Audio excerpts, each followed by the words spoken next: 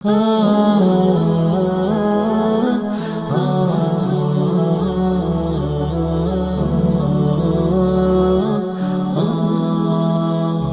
sekalian, ketahuilah dukun ini datang membawa satu kebenaran dan juga membawa 100 kedustaan. Ini nanti kita bacakan hadisnya tentang bagaimana syaitan ini membisikkan wali-wali syaitan. Ini banyak dikatakan di kalangan masyarakat, wali majdub. Wali majdubnya nggak ngisi kejek kayak gini sih mas, pakai celana dalam.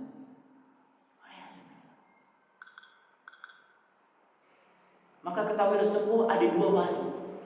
Ada wali Allah yang kita ketahui siapa wali Allah itu, yaitu mereka yang beramal dengan amalan wajib disebutkan dalam hadis Nabi SAW. Kemudian terus mendekatkan Allah dengan apa? Amalan sunnah. Adapun wali-wali seperti ini adalah wali-wali syaitan, wakil-wakil dari syaitan. Yang syaitan utus di dunia untuk apa? Untuk menyesatkan umat manusia. Kemudian jamaah sekalian disebutkan di dalam kitab bahwa pada asalnya kahin adalah atau dukun adalah orang yang didatangi oleh syaitan yang mencuri pendengaran di langit, lalu ia memberitahukannya kepada kahin atau dukun. Allah Subhanahu wa taala berfirman, "Hal unabbiukum ala man tanazzalus syayatin?" Maukah aku beritakan kepadamu kepada siapa syaitan-syaitan itu turun? Tanazzalu ala kulli affakin athim, yaitu mereka turun kepada setiap pendusta yang banyak berdosa. Siapa banyak pendustanya di jemaah? Ustaz, kiai, habib yang apa? Yang bersekongkol dengan mereka. Tujuannya apa? Fulus. Nah, yang mereka menjual agamanya dengan dunia. Maka dikatakan oleh Nabi SAW, nanti keluar Ruwaibidah. Siapa dia? Kiai, Ustaz, Habib, Gus. Yang apa? Yang justru bukan membawa jamaahnya ke surga Allah Subhanahu wa taala, namun membawa sebaliknya. Kemana? Ke neraka Allah Subhanahu wa taala. Gimana caranya kita tahu ini benar atau salah? Belajar dan jangan cepat kaget. Ketika melihat seseorang ini luar biasa, masya Allah ininya apa aja. Sekarang ada peci hitam gak? Cuma pendek, panjang sekali, 3 meter, 2 meter ya. Jangan, ini peci ini bukan lambang kesolehan. Imamah luar biasa diikatnya. Imamah bukan lambang kesolehan. Lihat lambang kesolehan apa aja mas kalian? Lihat ibadahnya mengikuti Al-Quran atau Sunnah atau tidak. Maka jamaah sekalian yang semoga Allah Subhanahu wa taala rahmati kita semua, penting untuk ini sama-sama kita pelajari. Kemudian dikatakan oleh Allah Subhanahu wa taala, yulqunas sam'a wa aktsaruhum kadzibun. Mereka menyampaikan hasil pendengaran mereka, yaitu adalah jin, setelah mereka mencuri apa yang disampaikan oleh Allah Subhanahu wa taala di langit, mereka sampaikan kepada wali-wali mereka di dunia, sedangkan kebanyakan mereka adalah orang-orang yang pendusta.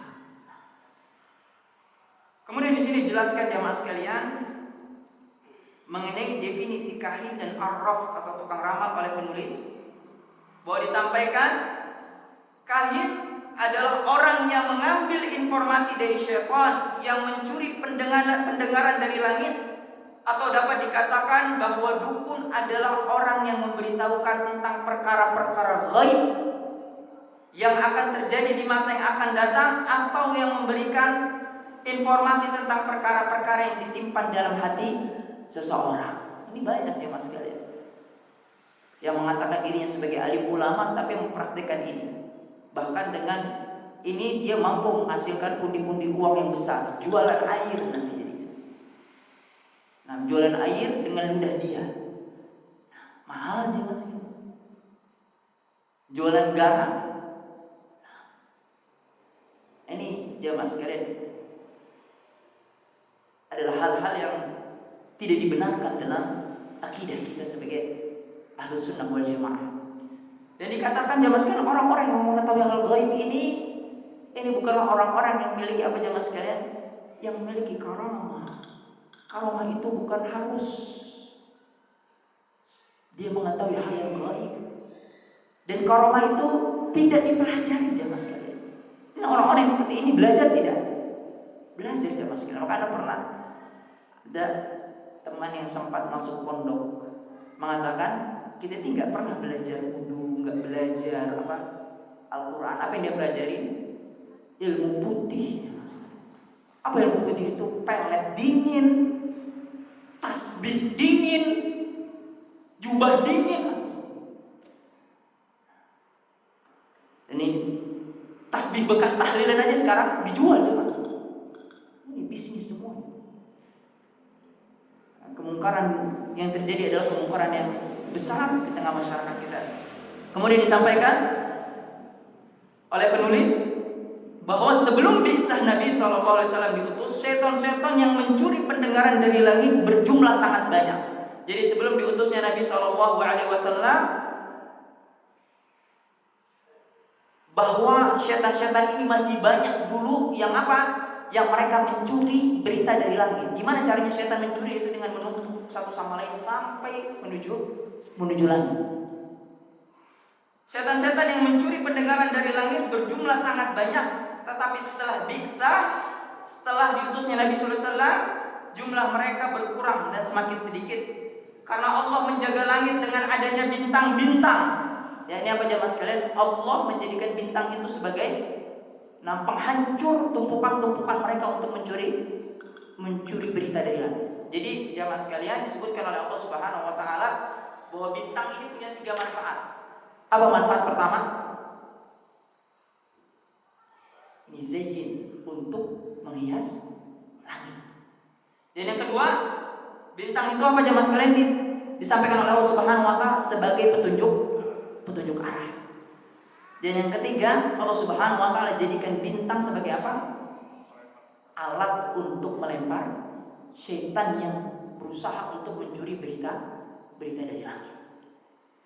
Maka jamaah sekalian, semoga Allah Subhanahu wa taala rahmati kita semua. Di sini disebutkan jamaah sekalian bahwa Nabi SAW pernah bersabda, apabila Allah Subhanahu wa taala menetapkan perintah di atas langit, maka para malaikat akan mengepakkan sayap-sayapnya karena patuh akan firman Allah Subhanahu wa taala. Jadi ketika Allah Subhanahu wa taala memerintahkan sesuatu atau menyampaikan sesuatu, para malaikat ini akan mengepakkan sayap mereka. Dikatakan jemaah sekalian, di dalam dalil Al-Quran dan Sunnah, malaikat ini semuanya memiliki sayap. Malaikat itu semua memiliki sayap. Nah, dikatakan oleh Nabi SAW itu pernah melihat malaikat Jibril. Di mana? Di dunia dan ketika Mi'raj. Yang apa? Yang besarnya malaikat Jibril ini apa? Sayapnya menutupi langit. Berapa sayapnya malaikat Jibril? 600 kata Nabi SAW. Yang sayapnya ini menutupi langit. Kemudian apa? Dikatakan ketika Allah Subhanahu wa taala menyampaikan perintah, maka para malaikat akan mengepakkan sayap-sayapnya karena patuh akan firman Allah Subhanahu wa taala. Seakan-akan firman yang didengar itu seperti gemerincing rantai besi yang ditarik di atas batu yang rata. Maksudnya apa jemaah sekalian? Saking besarnya perintah Allah Subhanahu wa taala, malaikat ketakutan. Dikatakan oleh Allah Subhanahu wa taala, malaikat ini ketika mendengar perintah Allah Subhanahu wa taala, saking kerasnya seperti gemerincing rantai yang ditarik di atas batu tadi, sampai apa? Membuat para malaikat pingsan. Saking luar biasanya, saking dahsyatnya. Kemudian apa? Maka apabila telah dihilangkan rasa takut dari hati mereka berkata, apakah yang difirmankan oleh Allah Subhanahu wa taala? Setelah Allah Subhanahu wa taala hilangkan ketakutan dari hati para malaikat, membangunkan mereka dari pingsan-pingsannya, mereka berkata, apakah yang difirmankan oleh Allah Subhanahu wa taala? Kemudian mereka menjawab bahwa perkataan yang Allah Subhanahu wa taala adalah qaulul haq, perkataan yang benar. Dan dialah Allah yang Maha Tinggi lagi Maha Besar. Maka disebutkan oleh Nabi SAW, ketika itulah setan-setan menyadap berita wahyu, berita tentang hal yang akan datang, yang akan terjadi pada sesuatu atau waktu atau kapan, di waktu yang akan datang, atau dia mengetahui hati seseorang. Maka disebutkan apa jemaah sekalian? Maka ketika itulah setan penyadap berita wahyu mendengarnya. Keadaan penyadap berita itu seperti ini. Maksudnya apa? Nabi SAW membuka jarinya, merenggangkan. Nah, para setan itu menumpuk satu sama lain sampai ke atas, berusaha untuk mendengar apa yang disampaikan oleh Allah Subhanahu wa taala. Sebagian mereka di atas, sebagian lain digambarkan oleh Sufyan dengan telapak tangannya dengan direnggangkan dan dibuka jari jemarinya. Maka ketika menyadap berita yang ada di atas, mendengar kalimat firman itu, maka mereka menyampaikan kepada yang di bawahnya. Itu tadi yang paling atas menyampaikan bagian bawah, menyampaikan bagian bawah, menyampaikan bagian bawah. Sampai apa? Sampai paling terakhir, dan terakhir nanti yang menyampaikan kepada siapa? Wali-walinya yang ada di dunia. Kemudian apa dikatakan oleh Rasulullah SAW? Kemudian disampaikan lagi kepada tukang ramal nantinya, kepada dukun. Nah, kepada ahli, orang pintar, kepada ustaz yang melakukan hal ini, kepada kiai yang melakukan hal ini, kepada habib yang melakukan hal ini. Kemudian apa jemaah sekalian? Akan tetapi kadangkala syaitan penyadap berita itu terkena syihab. Apa syihab? Panah api. Yang disebutkan sebelum sampai menyampaikan kalimat firman tersebut, dan kadangkala sudah sempat menyampaikannya sebelum terkena syihab atau tadi panah api tadi, dengan suatu kalimat yang didengarnya itulah. Kemudian tukang sihir atau tukang ramal mengatakan, bukankah dia telah memberitahu kita bahwa pada hari ini akan terjadi ini dan ini, sehingga dipercaya oleh tukang sihir atau tukang ramal tersebut karena satu kalimat yang telah didengar dari langit. Dan syaitan, kata Nabi SAW, itu menggabungkan satu kebenaran dengan 100 kedustaan. Pertanyaannya Ustaz, nah, artinya berita-berita yang disampaikan oleh syaitan ini kebanyakan salah. Iya benar, kebanyakan salah. Makanya ada tuh yang santetnya gak terjadi. Nah, tapi kenapa orang-orang masih percaya pada hal tersebut? Kenapa jemaah? Karena manusia itu jemaah sekalian suka pada satu kebatilan dan melupakan 100 kejujuran. Manusia itu suka dengan satu perbuatan menentang Allah Subhanahu wa taala dan melupakan 100 yang gagal. Jadi apa, seakan-akan satu yang benar itu adalah 100 ini tadi. Makanya lihat kisah dulu Pok Nori ya Mas. Yang ada batu ajaib yang dia dengar mimpi, nah didatangi oleh kiai berjubah putih, ditaruh batu di depan pintunya. Kemudian digunakan ini untuk apa? Mengobati pasien-pasiennya. Pertanyaan Anda, berapa persen yang berhasil? Nggak nyampe 1%-nya, nggak nyampe. Tapi ada yang berhasil. Nah, kenapa bisa berhasil jemaah sekalian? Nah, ini fitnah dari siapa? Dari Allah Subhanahu wa taala sebagai ujian kepada manusia.